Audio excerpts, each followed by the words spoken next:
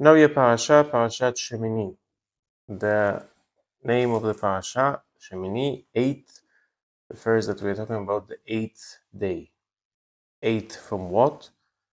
So this parasha is talking about Aleph Nisan, the first day of the month of Nisan, the second year that Am Israel is staying in the desert of Sinai, and 1 year after going out of Mitzrayim. While the idea was, the first plan was that they would go out of Mitzrayim directly to Eretz Israel. Because of what happened in the meantime, they were punished to stay for 40 years in the Midbar, and then also came the concept of having a Mishkan.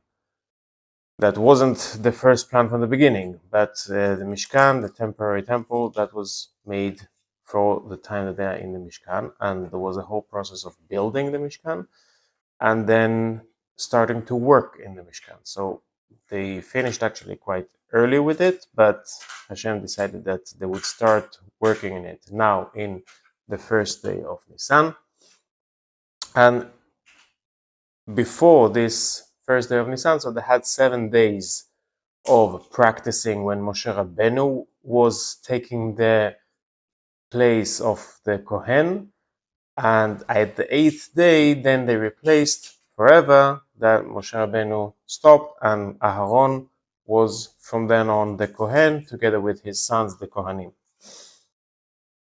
So at the 8th day, this is the 8th day from the 7th day of practicing, is the first day of the Chodesh of Nisan, first day of running the Mishkan the way that it should be from now on. So there were special korbanot that were made by Aharon, and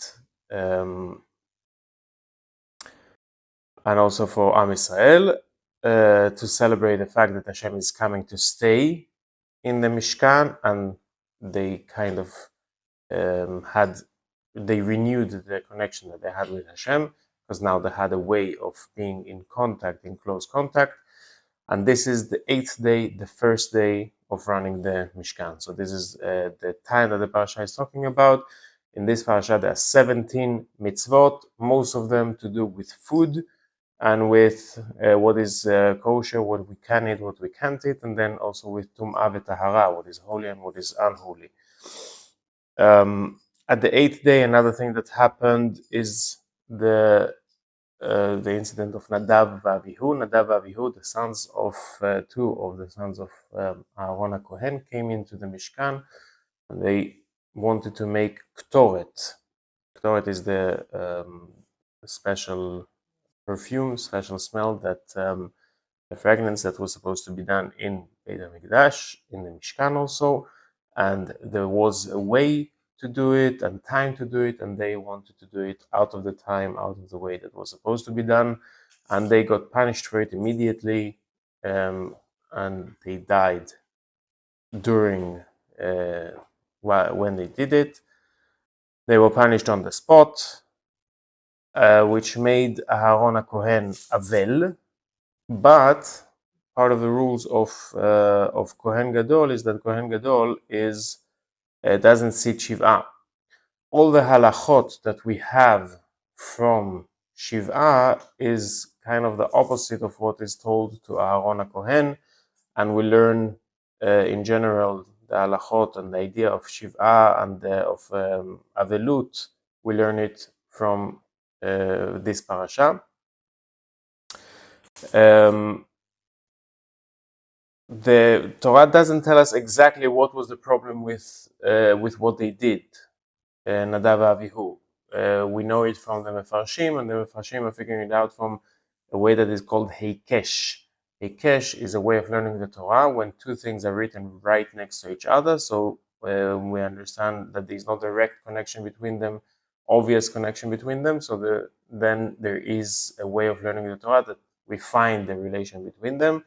For example, all the halachot of Shabbat, except for the fire that is mentioned literally, we learn because of Heikesh, because the rules of because the idea of building the Mishkan is written directly next to the the rule to keep Shabbat. So we understand that whatever is done to build the Mishkan is not allowed to do on Shabbat.